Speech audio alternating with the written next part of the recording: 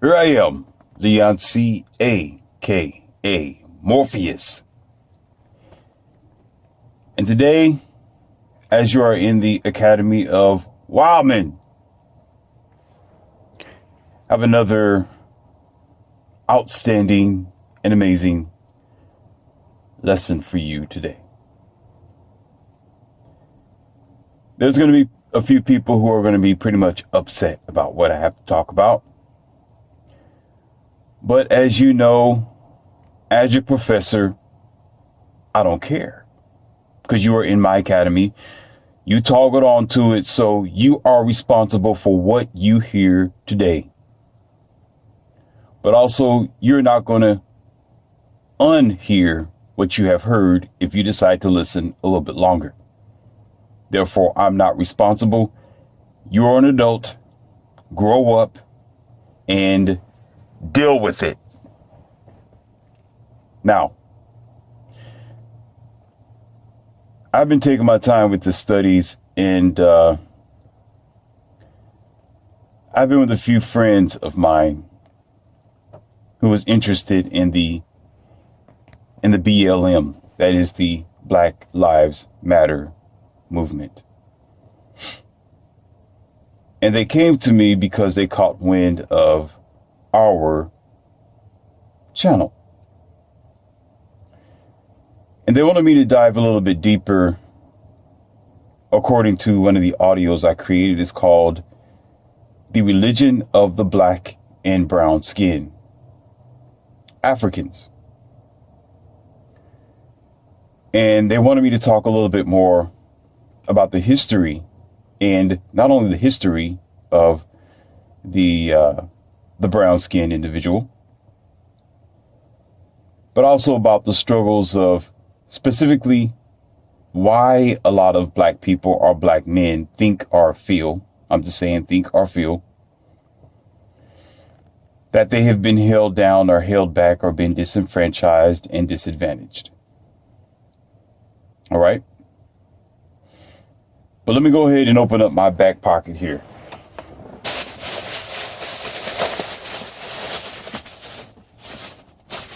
And give you this red pill, because you are going to need it no matter who you are or what type of color that you are. This is going to be mind-blowing today.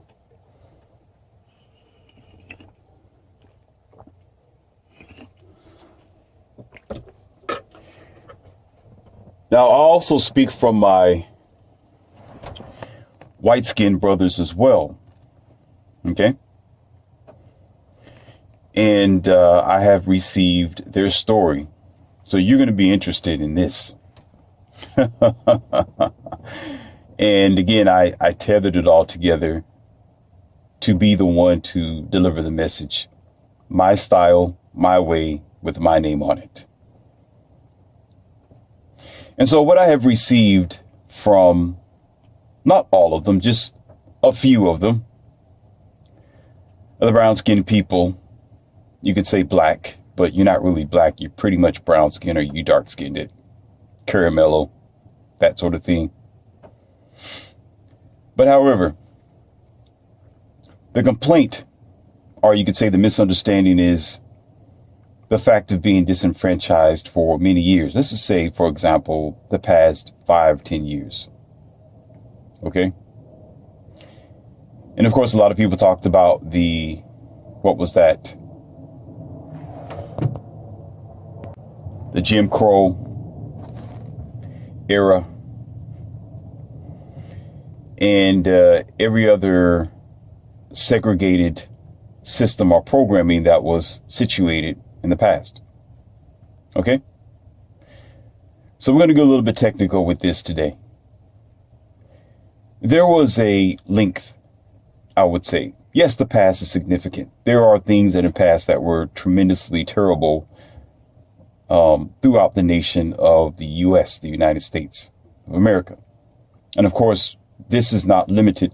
Slavery and dissension and segregation wasn't limited just to the United States. It was pretty much around the world, when the ideal of colonism and creating a civilization, or you could say in hierarchy of power, was represented or presented in every state and country.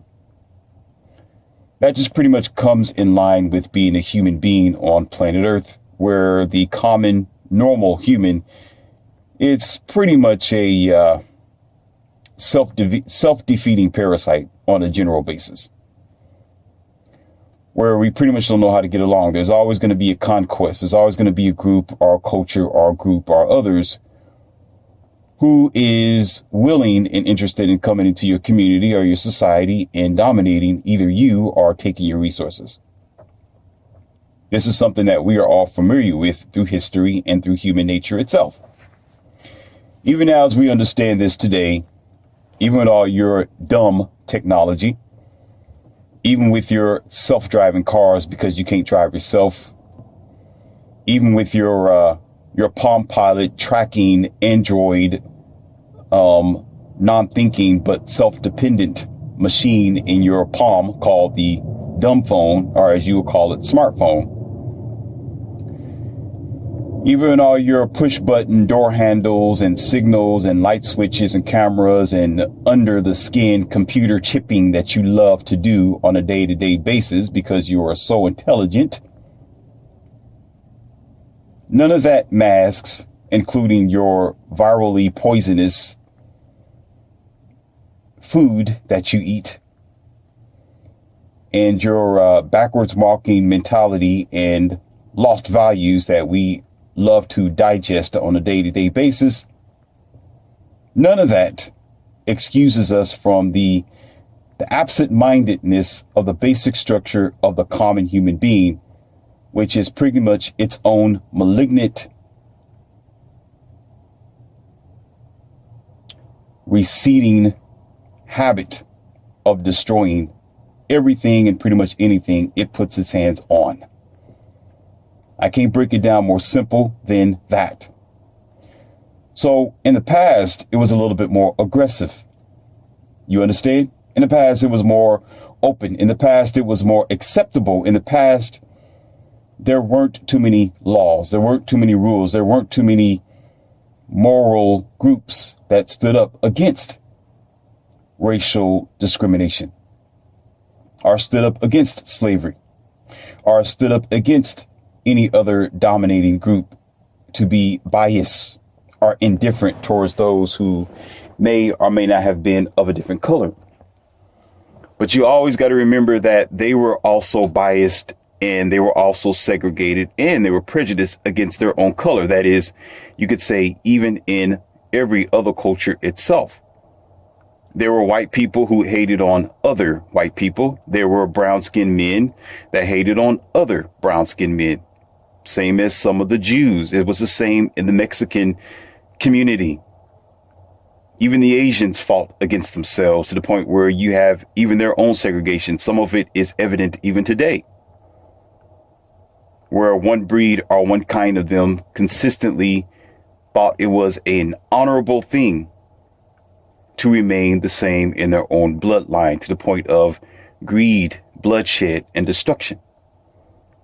Sometimes you gotta often wonder if they're all from the Asian race or the black race or the white race. Why are they so segregated? Because over the years, the genes have been manipulated.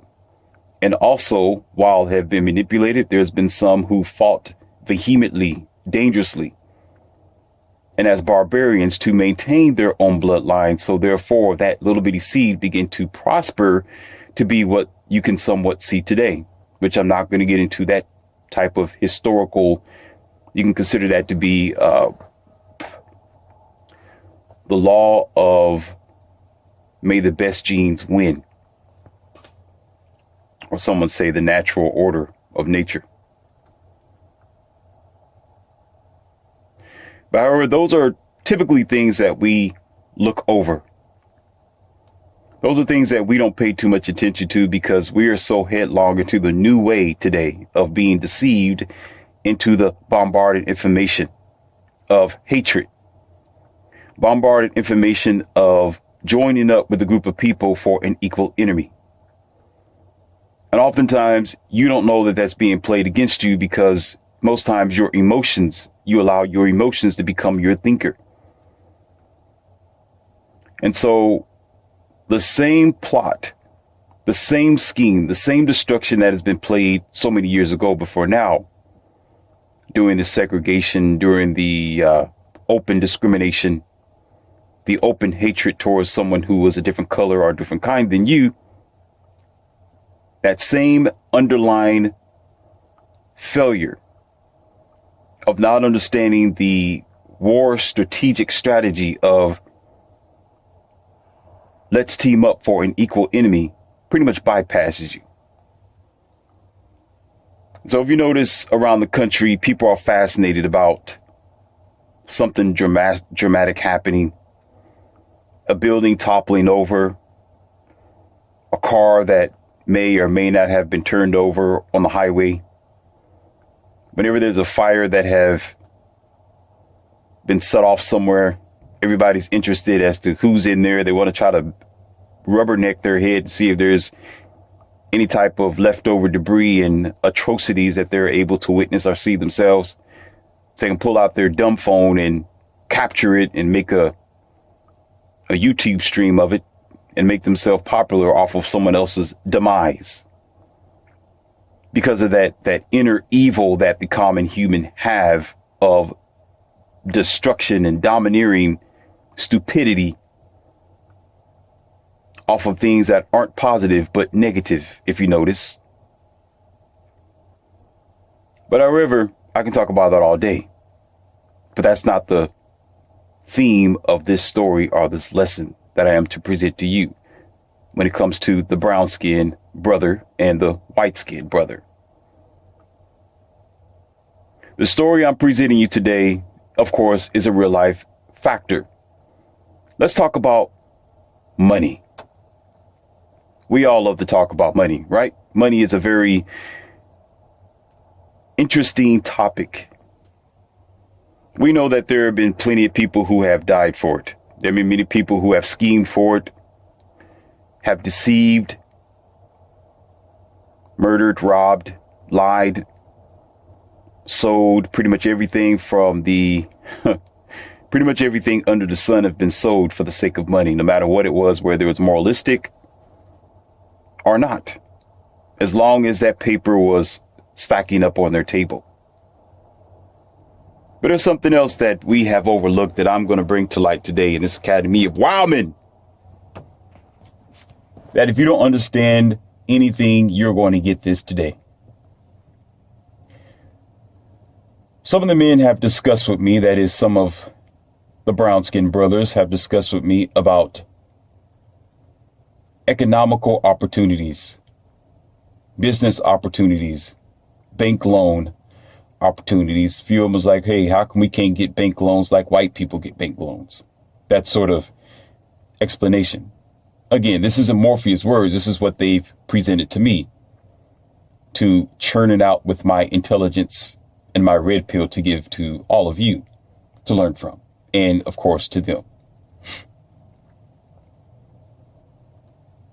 But you'll be surprised that the majority of the conversation was mainly with the few of them who was in that group. They have all agreed that they have been prevented of success, prevented of opportunity, prevented from being the greater man that he can be in the country, or as somewhat what some of them may say, in the white man's country. All right. But here's Morpheus's take on it. And I have to tell you and remind you, should you be this sensitive, passive, blue pill individual, I got to stop you at the gates before you enter. Only adults are here. OK, so if you don't like what I have to say, that's your problem. You haven't grown up yet. OK, put on your big boy boxers and act like you got some sense. If you can't handle it, shut your mouth, shut the channel down, go somewhere else. And it's going to be given to someone else who's more mature than you. Here's what I have studied being around and traveling and teaching and being around just individuals as a friend and a big brother.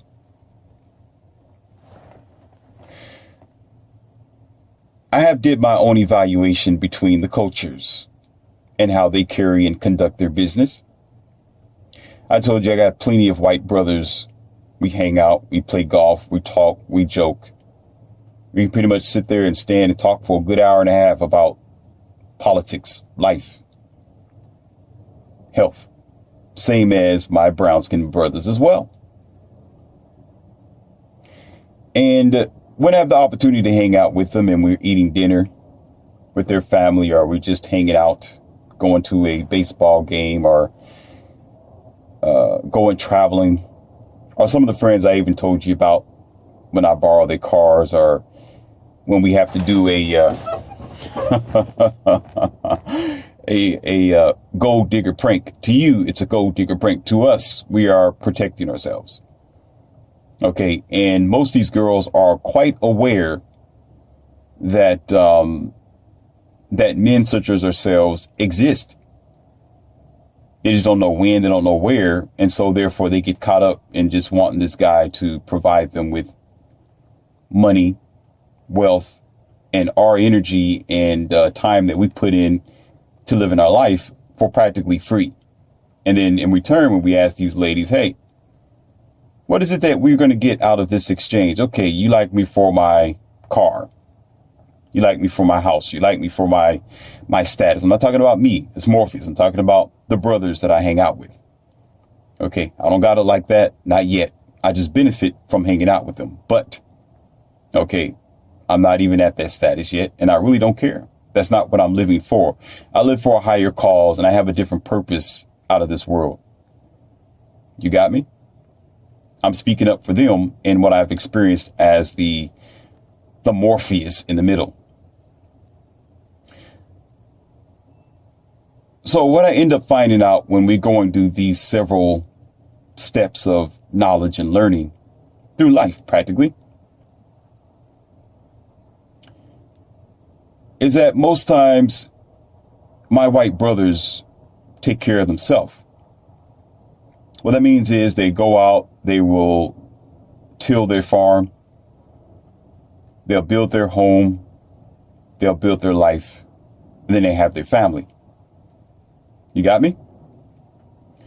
And what I have noticed for the few of brown-skinned men, they go out, they will work, of course, they'll build their home, and they'll take care of their family.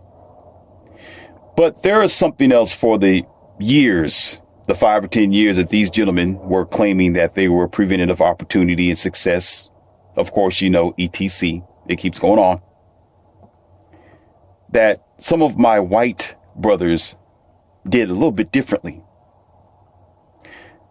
See, what a lot of brown-skinned men or black men don't understand is, in this particular circle, and I'm going to go ahead and throw it out there before I explain it to you, if you're not a child,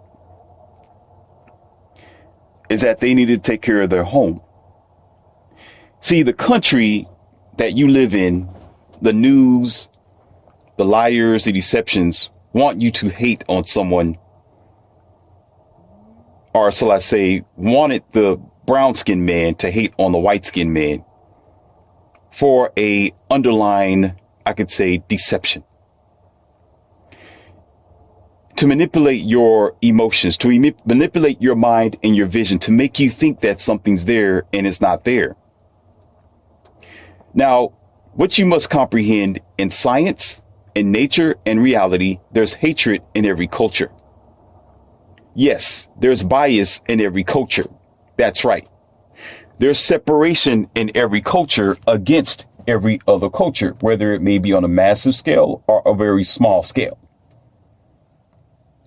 So therefore, what the nations, I would say, or what the so-called society wants you to believe in, yes, your word, believe in, that is automatically going to be all black people for black people and all white people against black people. You got me? Or brown skin, or Asians, or everybody else.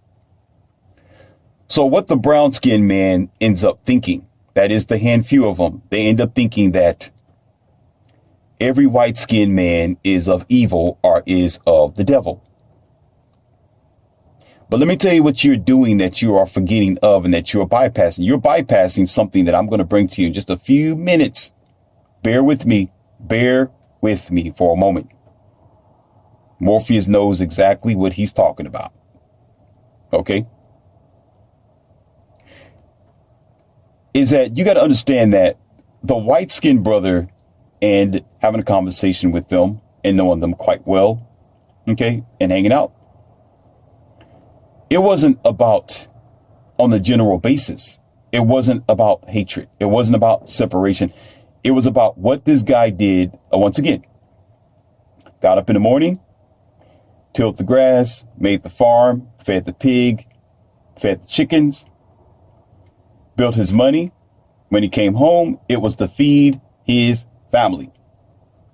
Let's stop right there. Let's stop right there. To feed his family. So what happened is, my neos of this academy, before I get my tongue tied up here. Not only did he feed his family, other white women and white men of his family began to come together and recognize, recognized their own as one family. When they had a struggle, they struggled together on a general basis, even if they hated their own. Even if they had issues, even if the Irish was against the French was against the Europeans were against the Canadians was against the Americans. Guess what? It was at a low percentage, even though it was present. It was present, but it was at a low percentage to where they still had the opportunity to franchise, to help each other and say, hey, we're family. Let me help you. You want to work with me? Fine, I'll work with you. You got a good attitude? Sure, I'll deal with you. And of course, as you know, with every business contract, with every franchise and connection, there is going to be a few people who you're not going to put on your ledger. It doesn't matter whether they are white or black or of your culture or not. They're going to be a problem for your business. Do you got me? Are you understanding? So it wasn't a bias, nor was it a racial difference. It was the fact that the majority of them decided to do right instead of doing wrong. So instead of going out there and buying a truck with 32-inch rims on it, golden and silver, instead of going to Jacob the jewelers and saying, hey, I want you to placard my teeth with platinum, instead of going to the music store or the kickbox store or the kicker box store, or for some of you people know it as the audio installation installer, to say, hey, I am a rich white man. I want you to go and go into your back warehouse and give me the biggest 18-inch speakers and this 3,000 watt amplifier and put it in the back of my truck so I can bounce all over my neighborhood, shake everybody's window and grandmother's loose teeth, and wake up their babies because I'm a white fool. Okay, they didn't do that. Maybe their younger sons, maybe their grandkids did. Maybe their bored grandkids that was probably born from a single mother and was pretty much bored with his life, and he hung around the wrong groups of people, decided to do that in the back of his SS Chevy. Okay, Chevy truck, that is, or a little bitty drop top van coming from Chicago somewhere. But on a general basis, what they did was took that money and saved it, or they invested it.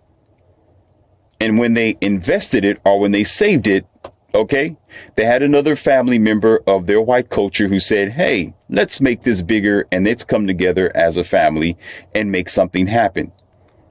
So the ones who decided to team up with them was the same individual who was not interested in wasting their money on dumb things, or sitting there on the corner of a gas station like a Citgo and try to display to every onlooker and passer that they have this cheap, broke down vehicle with an expensive candy colored paint job on some fake gold rims, just to prove nothing to the society, that they're wasting their money only.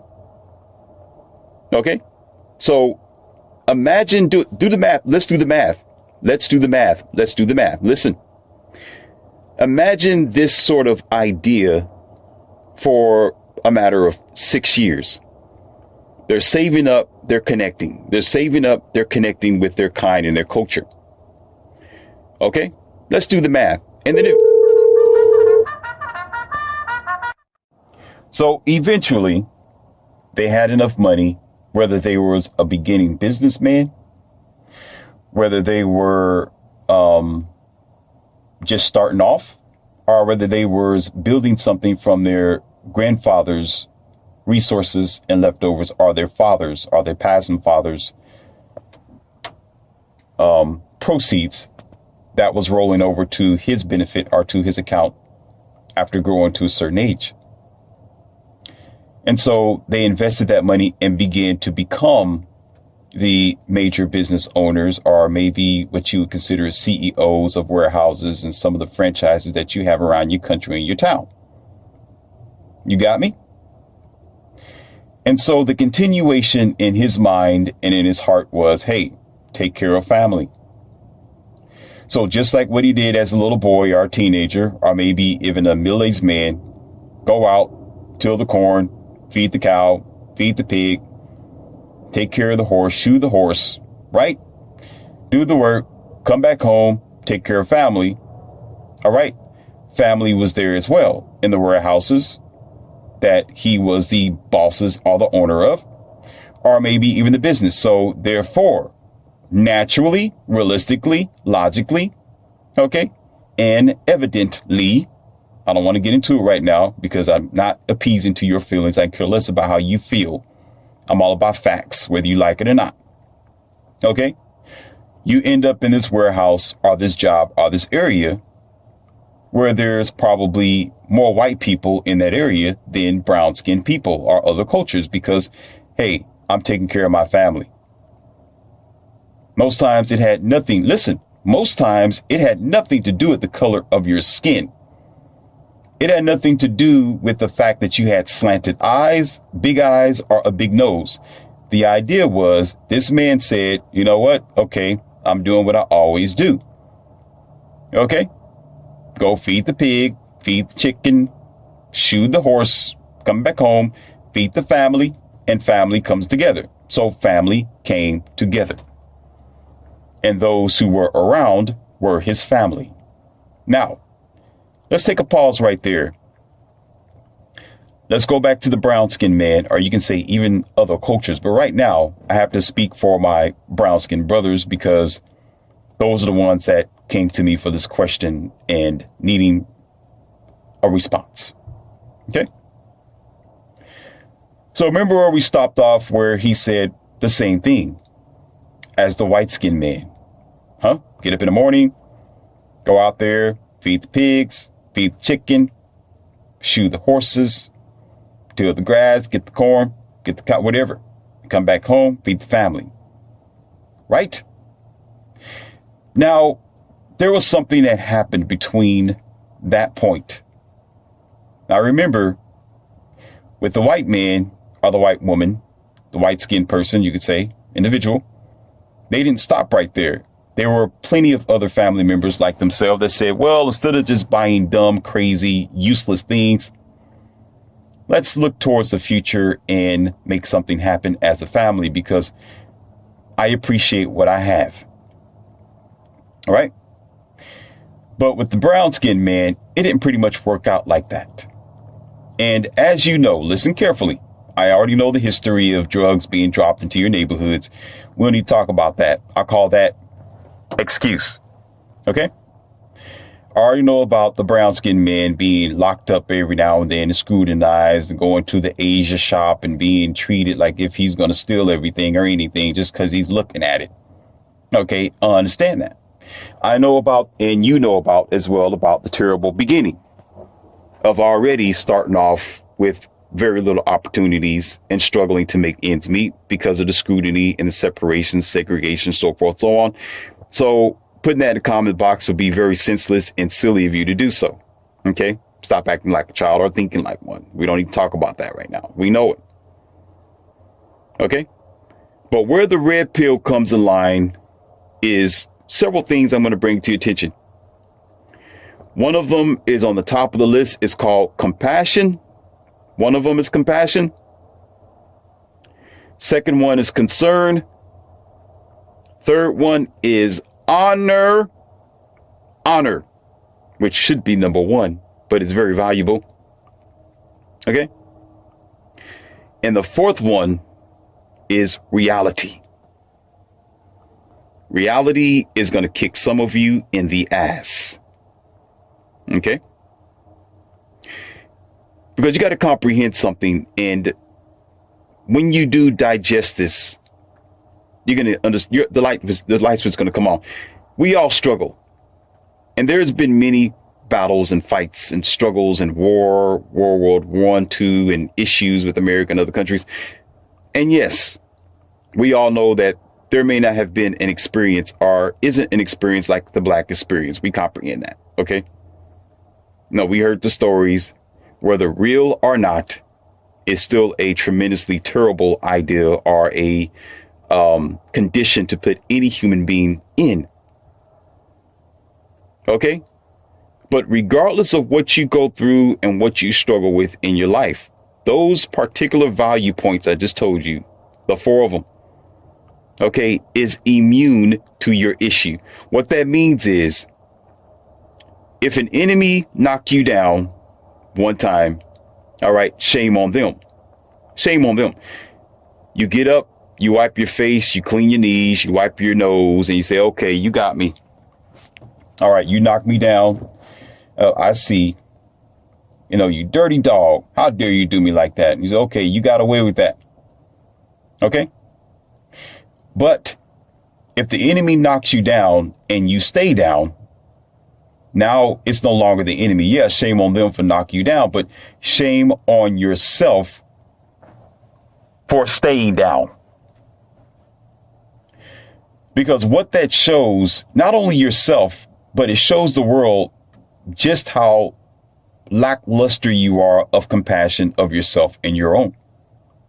And not only that, it shows that you're not truly committed to yourself or to your kind or to your own initiative of a brighter future. We do understand. Now, don't get into your feelings because I don't care anyway. Okay, save that for somebody else.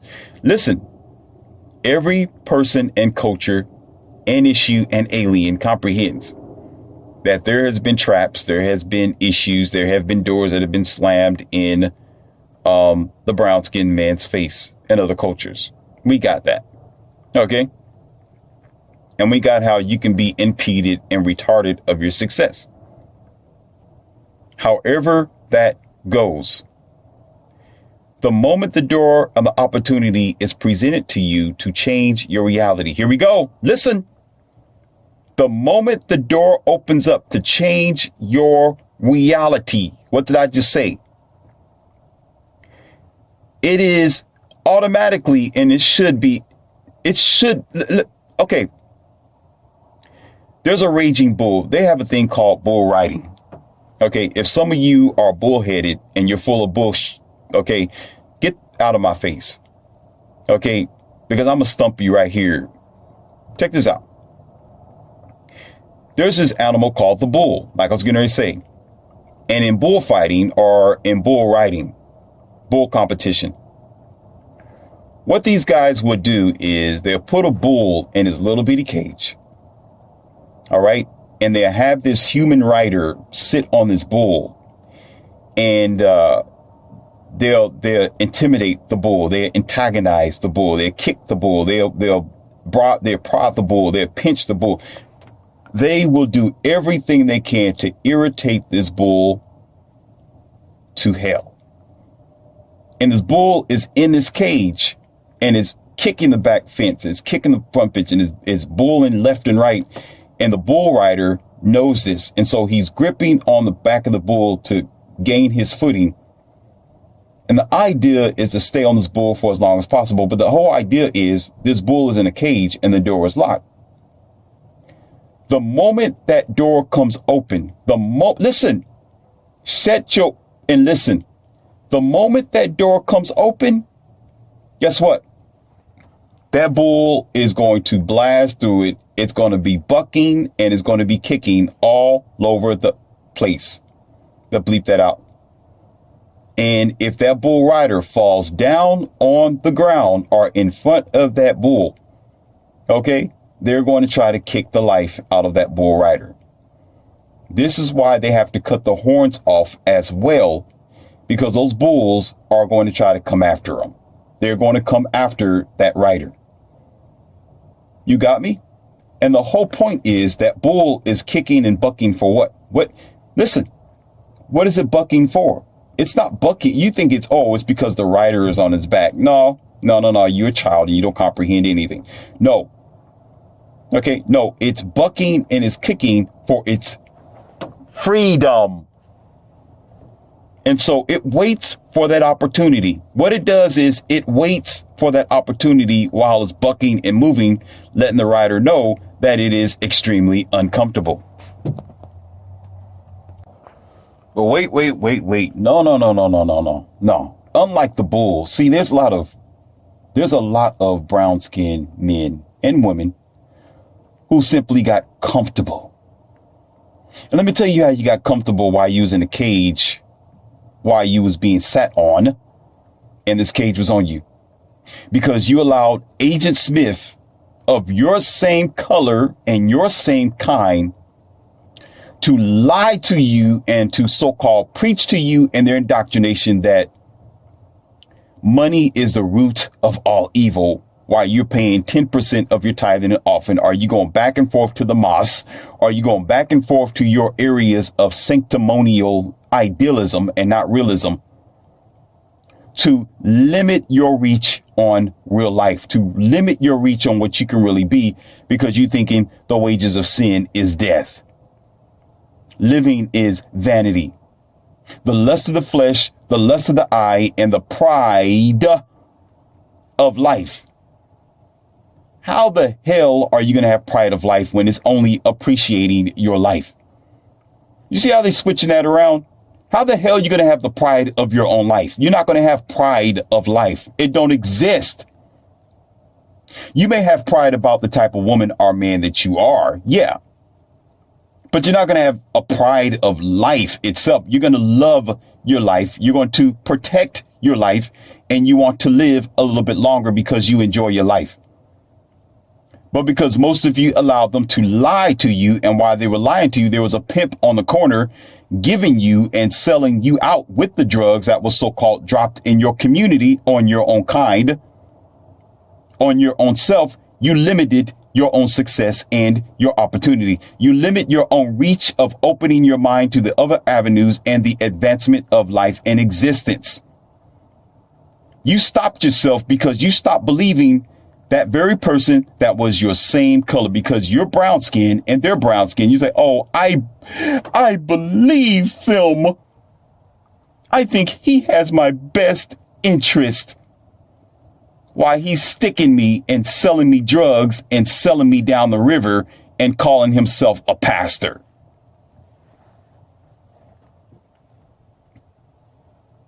Then all the while, all you can do at the end is try to blame someone else for your lack of paying attention to that door that was open to you the whole time. The whole time.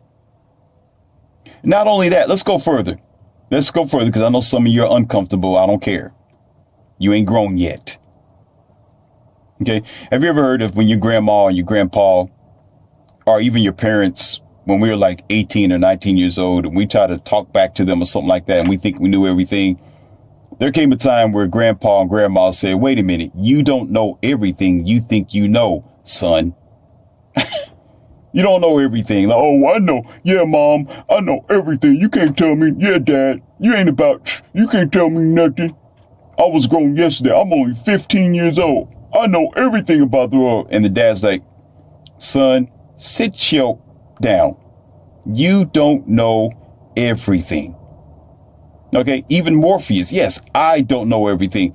But when you get emotional and you put your dumb sense forward and not your good logical awareness forward, or your instincts and third eye, okay, you fool yourself walking around in this programmed matrix.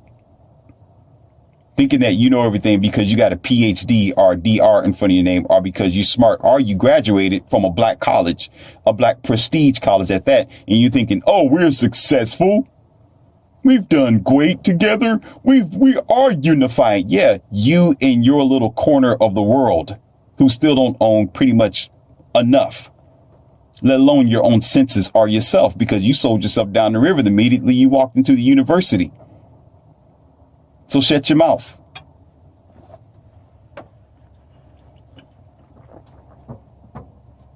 So let's go along with this. Let's keep going. Let's keep going. So let's go even further with this mathematical equation here. All right. So that was already several points off there with your advancement, or you can say my brown skin's brother's ability to accept the opportunities and advancement. Then, of course, we got this thing called the womanist movement that we're all aware of, which was generally made up, OK, by a group of people who wasn't a brown skinned girl. OK, it was realistically a battle between the white man and his white woman. The white woman wanted freedom in her own sense of self away from her white man, or so I say, her white husband. So she convinced brown skinned women that it was her battle as well, that she too need to be liberated from her man. When the fact is, a lot of brown skinned men did not have sovereignty and did not have a lot of power over her or over his brown skinned wife or brown skinned woman on a general basis. Because again, not only was he disadvantaged, but he didn't have those opportunities like that, whether it was presented, available, accessible or not. Not to get into that because we all are aware about it. OK, that's not the thorough of this lesson today. But the result is basically you have a brown skinned woman that goes to college to learn not to be with the brown skinned man. But still, even if there's a battle between the white man's woman and himself, guess what? She will still go to college to eventually find her a white husband. So it's like this, and I heard this from a very wise man somewhere. I think I read it somewhere, so it's not my words, but I'm going to present it to you and put it on blast for everybody to understand how factory this is, how real this is, okay? White woman goes to college to find a husband. Black woman goes to college to prove that she don't need a husband, or to prove she don't need a man. Got me? So even if you do have the handful of brown skinned women who really want a husband, or even if you have a handful of white women that say, no, I don't want to be a wife to anybody. I'm just going to just live my life and disconnect myself from, even if that is, the percentages bear out. The percentages bear out. You will have 65% of the white women that will go to college and find her a white husband. You have 35 and less percentage of a brown skinned girl that will go to college to find a husband. She will go to college to prove that she is stronger and smarter than her brown skinned counterpart. OK, let's do the math here. Let's do the math here. We're doing the math here. We're adults, right? Then you graduate from Harvard somewhere. Deal with it. Figure it out for yourself. You smart. All right. Pull your drawers up. So check this out. Now, let's add that to this bull situation. So now you're comfortable because you're getting paid to stay in this cage. Now you're saying, well, the opportunity may be presented to me, but I'm going to be comfortable because at least I'm alive. At least I'm not kicked in the street. At least I'm not getting lynched or Willie lynched. No, at least I'm still able to go to this grocery stores and go wherever I want to go. So I'm just going to be a little bit comfortable. And then on top of that, you got your brown skinned woman that don't like you. So now you can't build a nation because you don't have a woman. And anytime she bonds herself to you, it's not for you because guess what? Because of the womanist movement and because of the negative energy you got in your country and the acceptance of the new social engineering. Hello, it is this. It is, what in her mentality, it's what's mine is mine and what yours is mine. How that has been proven through child support and through alimony, and the very fact that most times in the black community, okay, you got women who have the children and the men are nowhere in sight. And just like you blaming your unsuccess on every other culture and race, should do the same thing to you and say, oh, there's just no good black men. Everybody pointing the finger at everyone else instead of, survey said, themselves.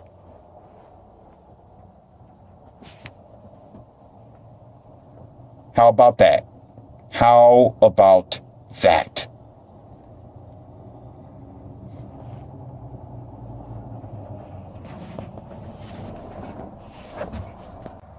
But oh, wait a minute. Wait a minute. It gets better. Yes, it does. It gets so much better. See, there's more to this story than what we're comfortable to talk about. That's right. It's more to this than what we really want to understand or accept the reality of it. Okay? So you got to know that this type of mentality was going on pretty much in every other culture as well, but a higher percentage in the brown skin culture. You got me? So as years going on, listen, if you do the percentages, it begin to stack up. It's almost like, okay, so you got the white skin brother and sister, and what they'll do is they'll take $10, they'll save it up. You got me? And stack that up for several years. You know, $10 a day, so forth and so on. So you got the brown skin brother or sister who tries to do the same thing. They may stack up maybe $1 or $2. And sometimes there may be an unlucky year or unlucky day where they want to use that money for something else. Right? So you do that for a certain amount of years, you're going to be behind the 8 ball. Okay? You're going to be disenfranchised. You're going to be in a powerless situation where you don't own a bank. You don't own a corporation that needs your deposit of $1 million or something like that.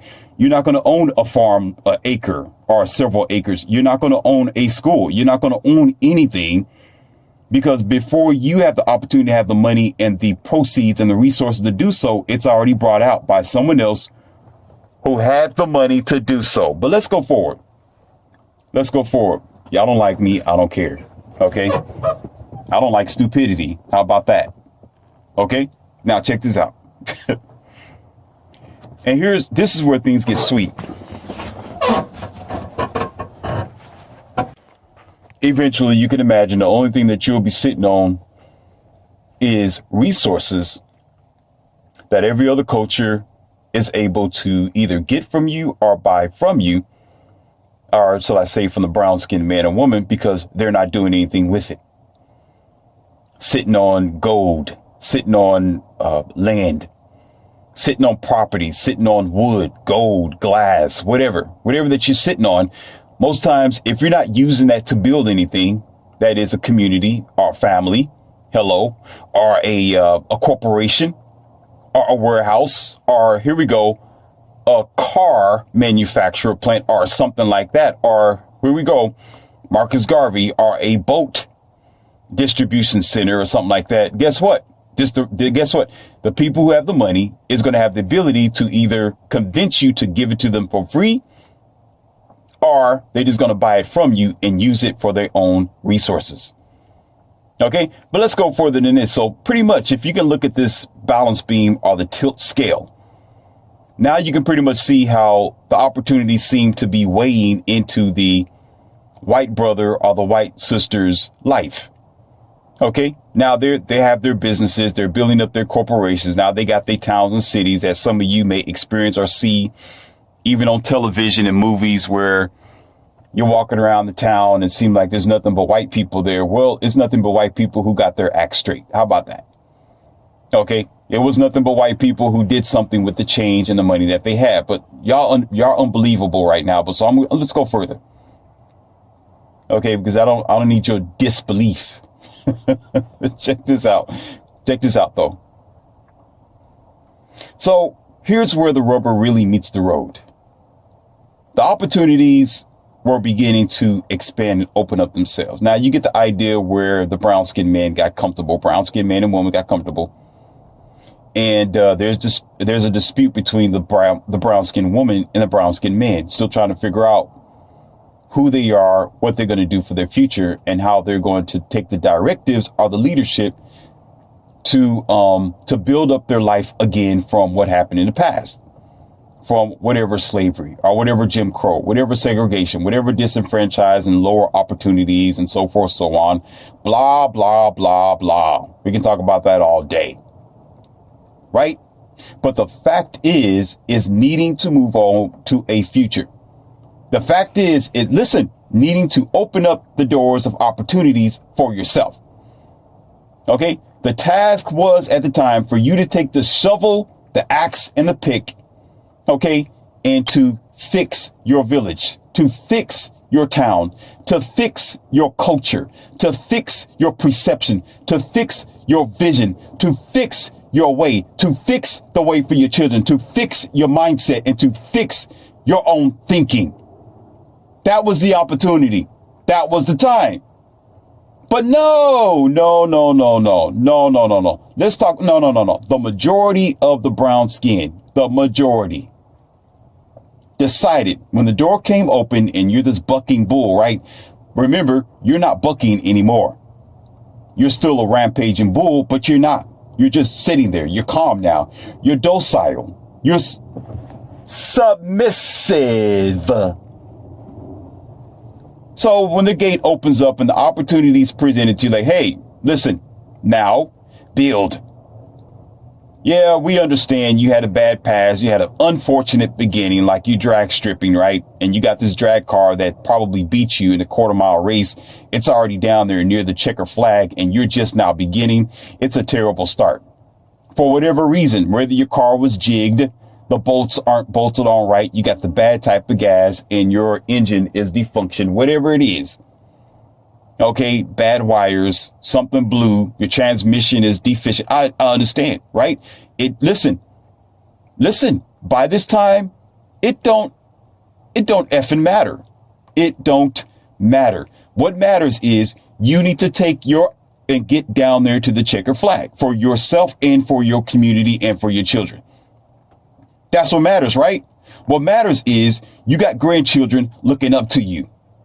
What matters is you got kids that need you to make it to the checker flag. What matters is you got generations after generations that's going to come up behind your mess and need your leadership and your advancement and your work and your task and your labor to look up to you. And all you can come up with is crazy movies like Black Panther and other movies. And we need to find brown skinned people that's going to be superheroes. We need to find brown skinned people. They're just as good to be Superman. Yeah, but you can't be Superman in real life then. If that's the case, be it by action instead of being it by the fantasy world. Let me say that again.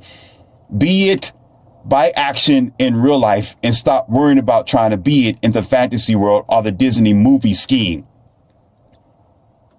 Well, we want our children to look at us on the broad television as a hero, as a leader, because that's going to be good for the child's psychology. Okay, if you got that sort of backwards thinking, okay, then why don't you do it realistically instead of trying to do it on the big screen? Huh? And said, well, we want them to psychologically love us and care about us, so we're going to have to broadcast. Yeah. That's one thing, but it's still psychological buffoonery. There's one thing for somebody to open up their mouth to prove to the world that they're a fool, but it's another thing altogether for them to close their mouth and show and prove to the world that they are not. But no, the rabbit hole gets sweeter, and actually the carrot. Okay, now the carrot's starting to taste like a crack pipe. Now I'm going to tell you how it's tasting like a crack pipe. Because now that the bull is out of the ring, you got the opportunities, you got the resources a little bit, and the ability to make a family, the ability to hold your family, the ability to curve a future for your child. Guess what we do? Listen, guess what the brown skinned man would do at this time? Well, it's all about me now. It's my island. And forget about y'all. I came up hard. I came up from the hood.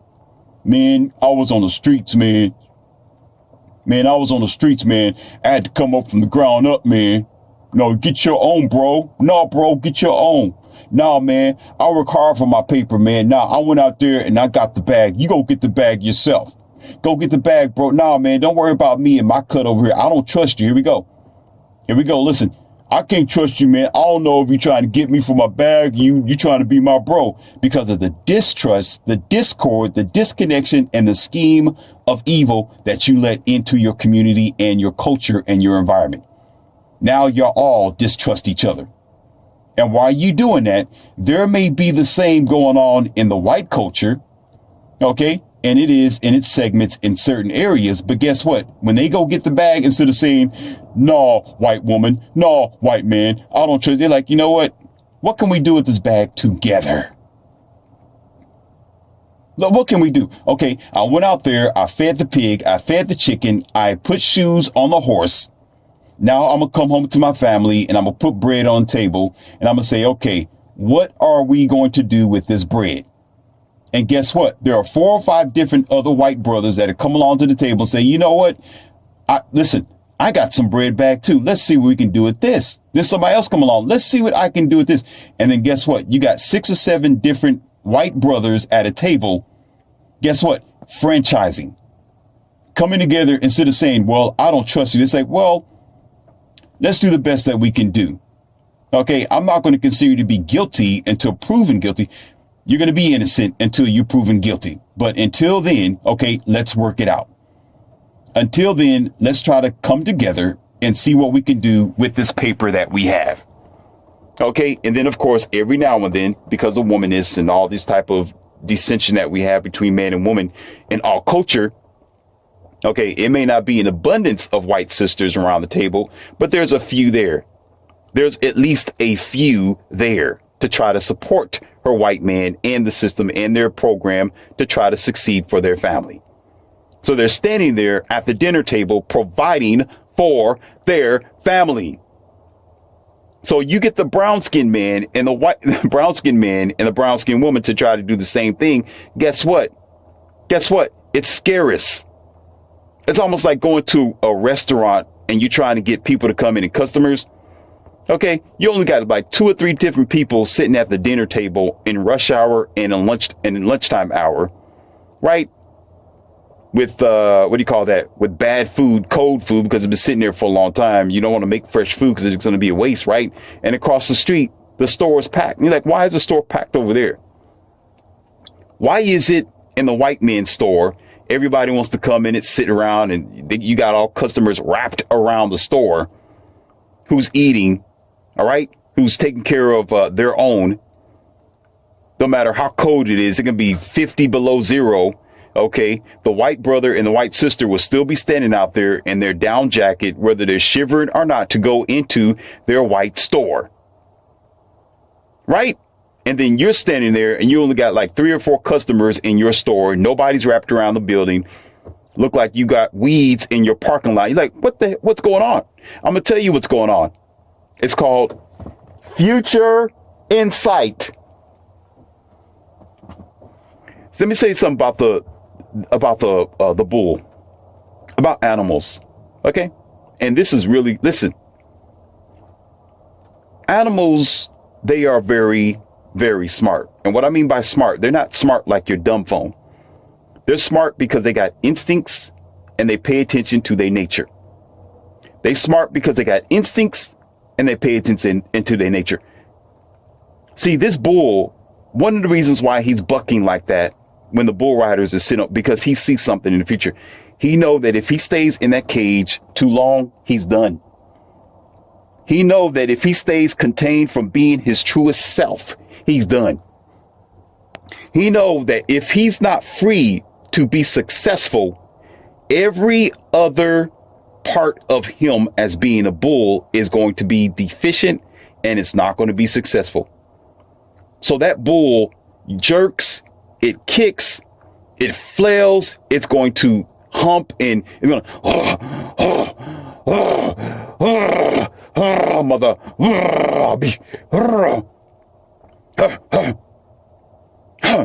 it's going to keep doing that because it realizes that it is not about itself. It is about that freedom. It's about the opening door. It's about leaving to get to where it needs to be. And it's going to buck the hell out of everything to do so. Okay. The problem with the brown skin community and some other cultures who pretty much hate on white skin culture is that the fact is you're not looking at your own internal hatred. You're not looking at the hatred that you practice with your own kind.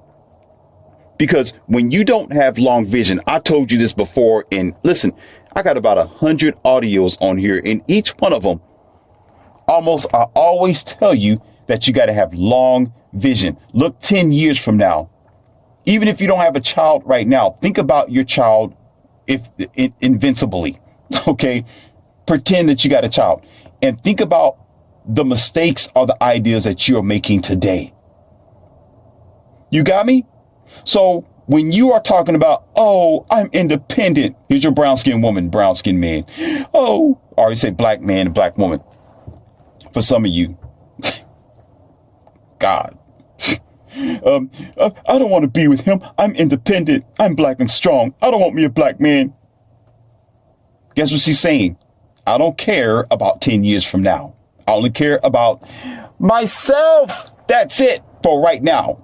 The hell with the child in the future. The hell with the black community in the future. You don't need me as your black queen. I'm just going to be black because that's just how it just happened. I'm just so happy to be black. You bleep that out. Okay. And there's some black men that's saying the same thing. Oh man, I just want to be a POA, man. Just pass me all the free donkey dunk material. And that's it, man. I'm just going to stay on the corner and do this. I'm just going to do that. I'm just going to just make it from here and there. Forget about the future, man. You know, the moment I get me a couple of bucks, I just want to go out there, put me some gold teeth on, man. I'm going to find this car. So I'm going to make it bang through the country, through the neighborhood. I'm going to be slinging. That's all I'm just going to do, a sling, man. Forget about being married. Forget about settling down. I ain't going to settle down until I feel like it. The hell with all that. It's going to be all about me. Nah, man. If I see another brown skin, another black brother, I'll just, man, forget about him. I got my own, bro. I got my own. I ain't about worried about you, man. I'm out here to eat for myself. I ain't about to share myself with nobody else, man. It's all about me. Right? Y'all keep on doing that for the duration of the years. Guess what happens? There is no future. Guess what happens? Your children becomes the employees of the white brother or sister's children, who will be the CEO or the boss of your children. Or you be asking them for, can I have a job?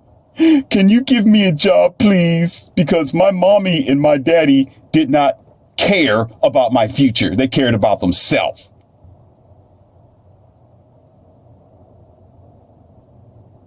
Shut the noise down. Shut the noise down. This is the 2020s. Opportunities have been thrown at every culture in every direction. It's just that you did not choose to take the opportunity because you got comfortable in your matrix.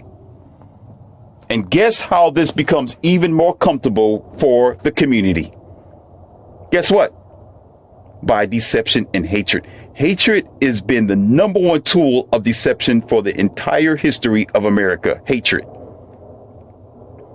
Don't you realize that's how things have began in the past? You got two strangers who don't know each other, who pretty much don't like each other. But if both of them have an equal enemy, they will immediately become friends. So you have two brown skinned brothers, two black skinned brothers, two black brothers, not brown skin. They're brown skin. They're just called black for some strange reason. I still can't get around that. You're brown skin. Anyway. So y'all come together and y'all don't trust each other, right? Backstab. You think he's going to break into your car and you don't trust him around whatever girlfriend you might have. You ain't going to have a wife. You have a girlfriend, but you have somebody there, probably your baby mama. No, or this 304, this girl who looks like, I ain't going to go there. Because, you know, men, they just throw their stuff down the back alley. Don't matter what it look like or smell like. Oh, look at that trash can. I'm going to hump it. Yeah, that's what you do. But anyway, ooh, it smells good, too. I'm going to lay right next to it with my shirt off. But let me get off of that. You already distrust each other. You're already like, well, I don't trust you because of what history did to us. I don't trust you because of television. I don't trust you because of roots. I don't trust you because of what has been portrayed through music. Yeah, definitely music, through rap music. I just can't do it because rap music. No, man, you all about getting the bag, but you know, you my bro because you're the same color of my skin, but you're really not my brother, and I don't trust you as one. So I'm gonna hold you at arm's length. As a matter of fact, I'm gonna stand very, very far away from you. I don't need the COVID and I don't need a mask to do so. I'm gonna do it naturally because I don't like you, because I don't like my own kind or myself. Nor do I know how to forgive or come together as other cultures are doing. So I'm just going to use this as equal hate. But both of us, we're going to come together and hate on someone else. And that's what's going to unify us, because we hate on a single source. So we're going to hate on another culture's success. You got me? So that's going to unify us because we hate on another culture's success instead of us making success for ourselves. Instead of us putting down the nonsense and the blunt, okay, and the silliness and the rap and the bad behavior and say, well, you know what, bro, let's see what we can do with this money that we got. Let's go out there and make something.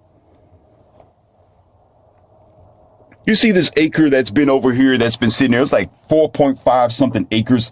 Let's see what we can build on it. Let's see what we can make for ourselves. That's the brown skinned brother, but they're not. But look, let's see what we can do over here. No, but instead, that 4.5 acre will sit there all year long in your community, in your town, in back of your apartment, in back of your townhome or wherever you are. You will be sitting there for a good 1.5 to 2 to 3 years. And guess what? White man drives past, and the first thing he'll do is stop and say, what can I do with this? Mexican comes around. Oh yeah, that's right. The Mexican come around and he'll stop by and say, but hola, what can I do with this?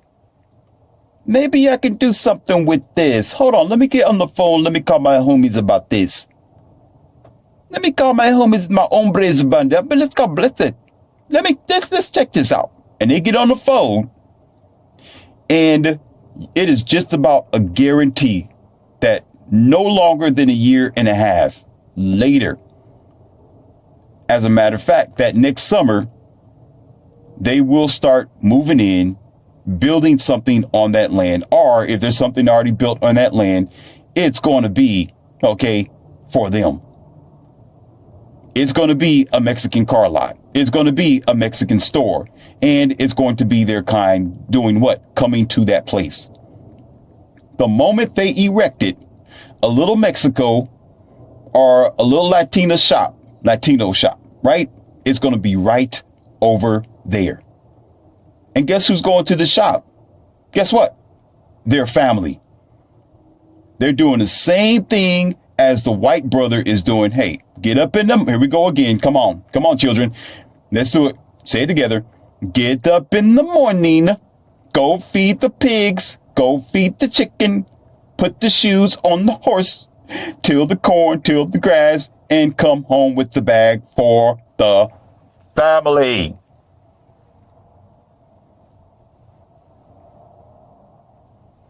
And guess what the Mexican women say? Instead of saying, oh, I'm independent. I don't need my Mexican husband. I don't need a Mexican boyfriend. Guess what they do? They say, you know what? Ray Skillman, give me the biggest minivan. Give me the biggest minivan that you got. Because I am preparing myself for something that's going to happen in the future. I am going to prepare myself for something that's going to happen. So give me the biggest minivan that you got. I don't care. Give me the biggest, give me that one over there. Give me that one over, yeah, I want that one, even though I can't look over the steering wheel. Okay.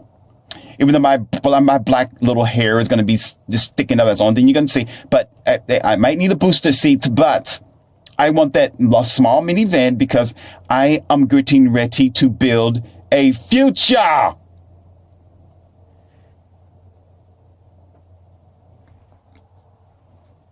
And before you know it, the entire neighborhood or the entire block or the entire street itself is a little Mexico. Because family takes care of family. Family takes care of family. That is not racist. That's not segregation. That's not, oh, I am so prejudiced. I hate you because you're black. I hate you because you're white. It's no, nuh-uh. It's, hey, my family needs to be fed. They signed up. They invested. They came through. I come through.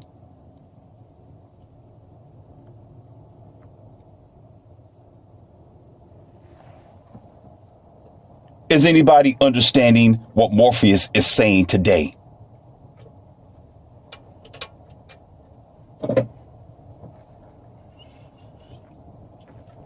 You are listening from an individual who have spoken and listened to pretty much all sides of the fence. I've even spoken to my Asian brothers as well, and they had their spin on the stories. And it is the same idea. They get up in the morning, they go feed the pig, they feed the chicken, they put the shoes on the horse, and they say, hey, I'm coming home with the bag. What are we going to do with the bag? Whether you want to do something with it or not, that's your choice. The bag is here. If you don't want to do anything with it, I'll save it all for myself. But most likely, the Asian woman or the Asian brothers are going to come along and say, no, let's open up a shop with this. Let's make stores in Africa. Some of y'all familiar with that. Let's go make some roads in Africa and name it after ourselves. Let's go send our military down there. Let's buy uniforms for ourselves. Let's open up an Asia shop in a black. Listen, let's go open up an Asia hair shop in a black community because the black women are going to come. No. Don't worry about it. No. They're not going to open up a shop for themselves. No. They're not going to do it. Don't worry about it. You can open up a shop right over there because instead of them going to get a store for themselves, instead of them making their own hair, instead of them making their own hair products, instead of them going out doing the workout for themselves, instead of understanding for themselves, instead of them building up their own chemistry or a laboratory for themselves, instead of making their own warehouse for themselves, they're going to come to us Asians and want us to make and buy the products for them. So guess what, my Asian honey and husband? It's going to be lucrative for us to get this shop and put it in the black community, and they will come.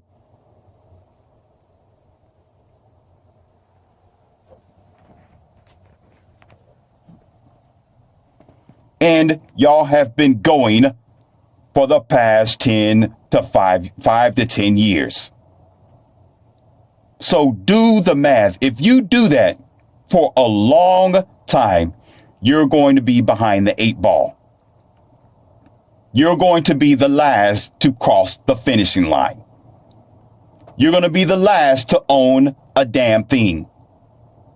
You're going to be disenfranchised. You're going to be disassociated. You're going to be talked about. You're going to be ostracized, and you're going to be looked down at or looked down on because the entire world is going to say, oh, you want me to care about you? Hey, buddy, brother, sister, you don't even care about yourself.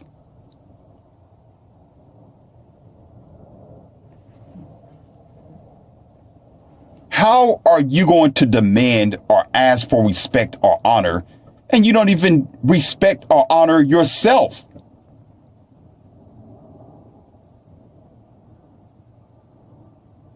How the hell are you going to do that?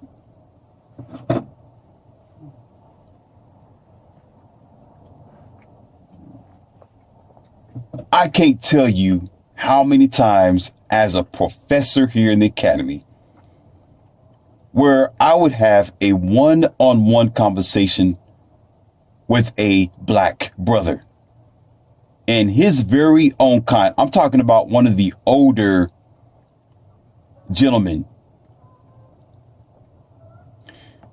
from your old so-called old school pastoral deceptive Agent Smith programming that need to pass away today.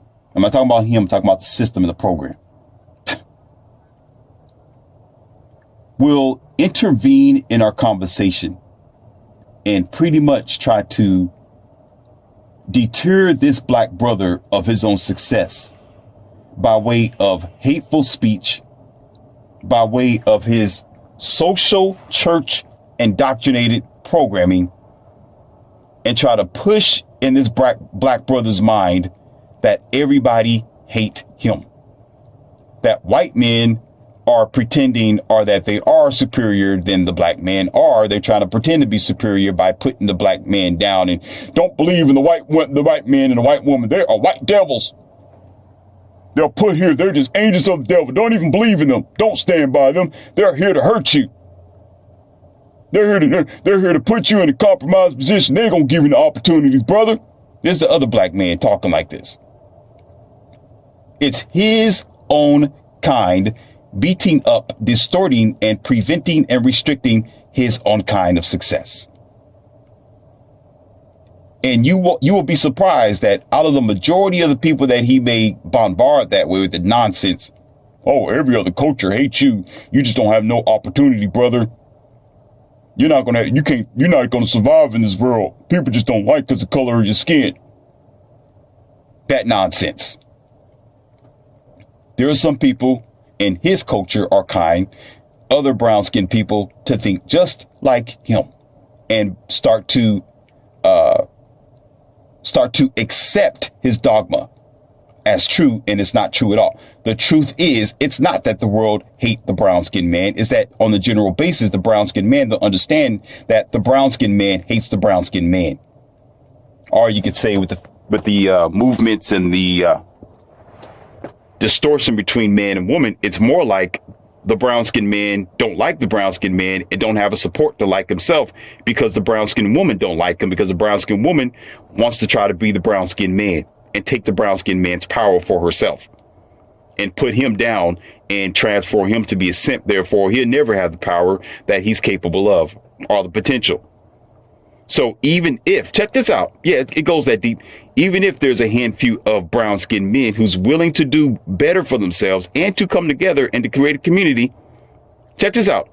And to create a community, guess what? He will get up in the morning. Let's sing. I'll make the song. He'll get up in the morning. Go feed the pigs, yeah. Then go feed the chickens and put the shoe on the horse. And then when he goes home, he stands at the table, and no family is there to say I say or I will share. They're all for themselves. No more power. We're just a word. That's what he get. He'll do that very same thing once again, to repeat myself. Then he goes home and he gots the bag.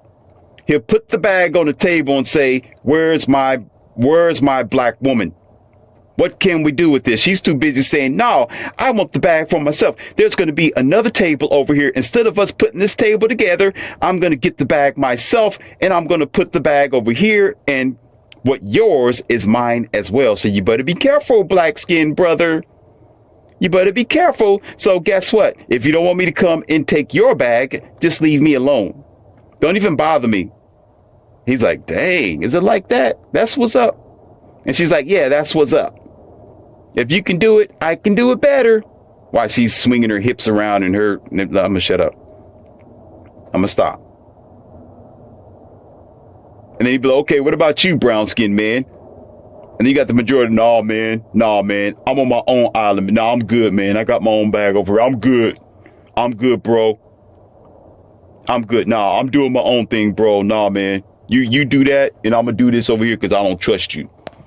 I'm going to go ahead and allow the lion devils of the society and social engineering and the computer chips and the chemical chips that we have underneath our skin to program me to stand by and expect for you to be a devil when you're really my brother, but I just don't like you because, I just don't like you.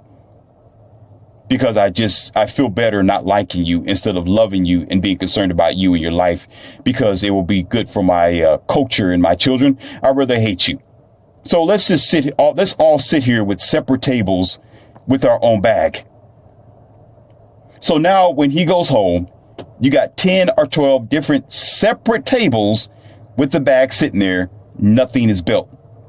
While the white man, he comes home, he got 7 or 8 different people sharing that same bag and building up on it over there. So now they're a community. Now they got power. Now they got resources. Now they building stuff. They making cars. They got corporations that your children are working for.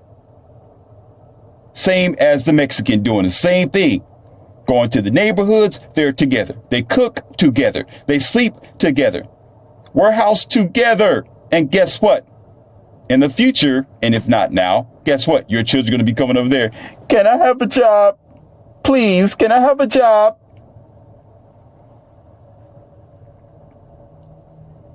And of course, it's the same with the Asians and the rest of them and the Indians and so forth. The list goes on. Do that a couple of thousand times. Do that a couple of years and see what happens. And then all it takes is for one devil or one evil to come into the community and say something like this. You see that rich culture over there? They're holding you down. It's their fault. Listen, it's the white brothers and the white sisters' fault that you're unsuccessful. They're the white devils. They're wrong. They're doing you like that. And guess what all of you do? Instead of putting all your tables together and making yourself better, you'd rather keep the tables separated, but only join up just to hate that equal enemy. What an Addams family. What a Frankenstein family that is.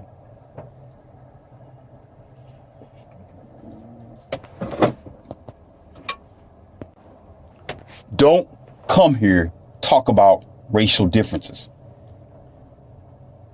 Don't come here with your BLM or your white power either. That's not going to work here on this channel. I don't give a damn about what color you are. I give a damn about how stupid you are, period. I get straight to the facts and stump on the dumb stuff. You got opportunity and chances, you just don't want it. Whatever culture you are. The fact is, at the end of the day, you're not taking your narrow nose or your big ballooted nose into the mirror and looking at yourself.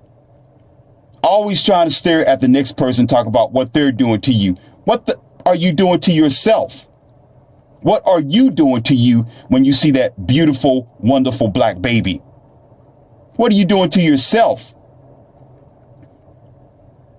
Worrying about somebody else opening an opportunity for you. Why don't you open the opportunity for yourself? Why don't you go out there and till the grass and get a shovel and start digging something up? But no. And you know what? That's kind of deep. The only time we want success, and you're talking about digging something up, is if we digging up dirt on somebody. Are we putting ourselves down? Or we want to douse somebody? Or we want to hate on our own kind or other cultures? That's the only time you want to dig something up. Not digging something up to build something. You dig something up to destroy something. Dirt and ground and items and material and products and rocks and concrete, that's made to build, not to break down. What most of y'all love to do is when you go and you dig up dirt and you grab some material out of the ground, Okay. That's to destroy somebody else's kingdom. That's to destroy somebody else. That's to demean, to demise, and to dismantle the society. Never to use that soil, that rock, that stone, that material to build up somebody else or to build up a community or to build up life for what life is supposed to be. And got nerve to go home and sleep peacefully and say, oh, I am an all right person. And then you do look yourself in the mirror. You know what you say? I'm the best human being on the face of the planet. No, you're the worst human being. You're the worst human being because you are here to be the cancer that normally is the deficiency of human earth today.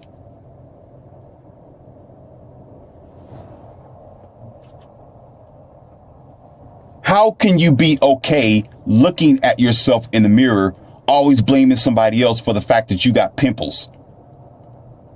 When it's your bad eating, it's your bad habit, and it's your lack of health and your lack of a concern for yourself.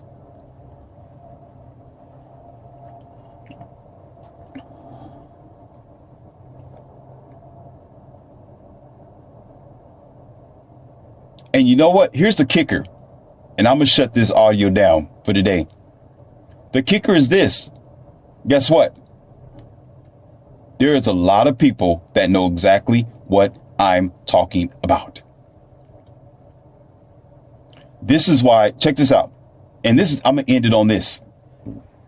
One of the brothers asked me this question. Said, how come a lot of the government and politicians don't want to talk about the issue of the brown skinned brother? That is the Black Lives Matter, so forth and so on, blah, blah, blah, blah. OK. And that's been spoken about for 3 or 4 years now or more. I could be wrong. And the complaint is always, well, we need our communities to be taken care of. We need this and we need that. And they'll never talk about this situation that we're never talked about around the round table, and the politicians ain't even thinking about us and blah, blah. Right. I'm going to tell you, here it is. Y'all ready? Are you ready? I talk like Patricia O'Neal now. Are you ready? You ready? Okay. Okay. Here we go. Wake up in the morning. Go feed the pigs. Go feed the chicken. Put the shoes on the horse. Till the grass. Till the corn. Or the wheat. Come home with the bag. Give it to the family. Okay? Why the hell would they sit here and talk about your in-home problems? Your house problems is your house problems. What you do with your culture is what you do with your culture. That's your home. That's your house. You may be two neighbors on the block. You may be two neighbors in the neighborhood. But when you open up the door, it's whatever you do in your own home that's going to matter. Period. Why would you need somebody else to talk about your affairs? Why would you need somebody to help you with your own affairs? Why would you need somebody to concern themselves with what you have the ability to concern yourself with? You got more rich people. You got more opportunities. You got more resources and information and the ability to pull yourself up from the bootstraps. But instead, you rather sit there and complain. Oh, you didn't make the spaghetti right on my plate. The noodles are pasty and the beef is stale. You gonna know what the restaurant say? Well, you came to the restaurant. Then why don't you go get up and go make your own spaghetti and cut and cook the beef as you want it to be and boil your noodles to the right texture and temperature that you suggested to be. This is why alpha men, red pill, this is why alpha men don't complain. You don't never hear me talking about I'm complaining on my audio. I'm not complaining about the government. I'm not complaining about your town, your city, and your country. I'm not complaining about the jobs. I'm speaking nothing but facts. Why complain about something unless you are passive and you are a child? Children complain. They complain because they are powerless. Either you do something about it by taking care of your own home, your life, and your responsibilities at home, once again, or put the shut to the up.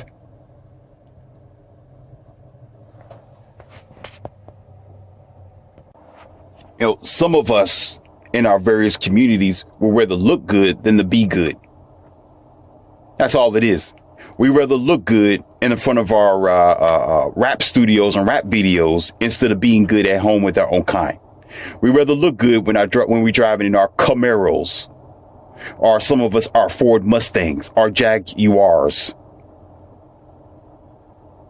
or our SUVs, or our Tahoes, instead of being any type of sufficient, responsible, productive individual in our own societies and community.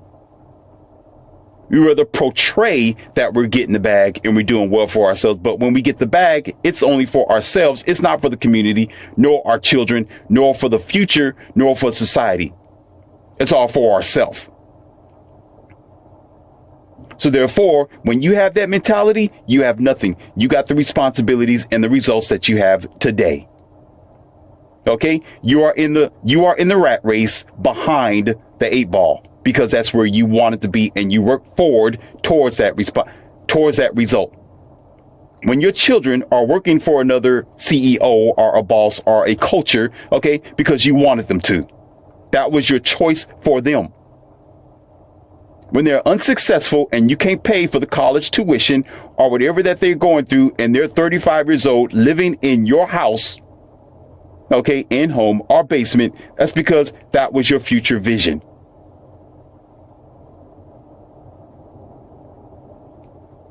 There's nobody to blame but ourselves. No one. I have no remorse, I have no sympathy, and I have no passivity for stupidity and weak-minded and weak-thinking behavior. Not over here, not Morpheus, not any time of the day.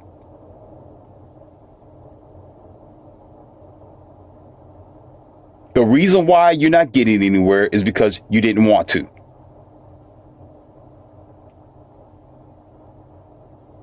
No more blaming it on someone else. Who cares about, the past was terrible. Okay, but the past isn't here. This is the present. It's about what you're doing with your present. What are you doing today?